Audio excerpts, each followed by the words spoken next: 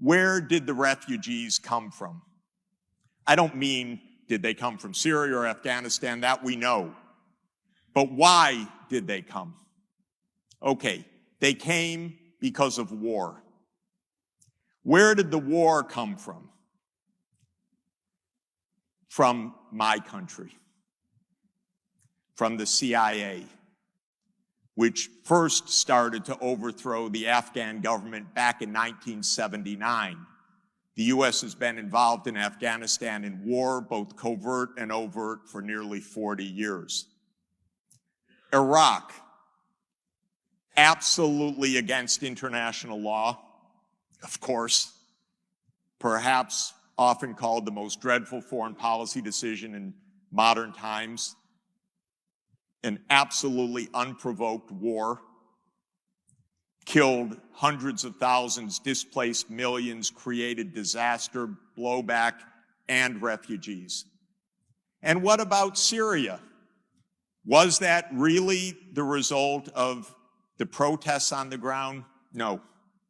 That was the result of a decision of the United States and Saudi Arabia and France and others to try to overthrow Bashar al-Assad.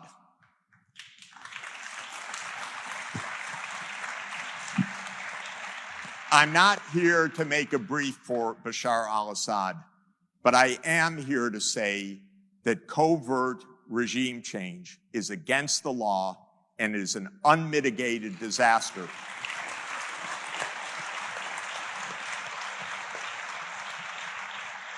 But the problem is, where was Europe's foreign policy? I kept looking. Is there a foreign policy? I even took out my microscope. I couldn't even find a microscopic foreign policy. Because where was Europe to say, no, U.S., you know, the president signed an order, a secret order, which once in a while shows up in our newspapers, for the CIA in Saudi Arabia to coordinate for the overthrow of Assad. Where was Europe to stand up and say no? Well, some countries in Europe were cheering. That's a disaster.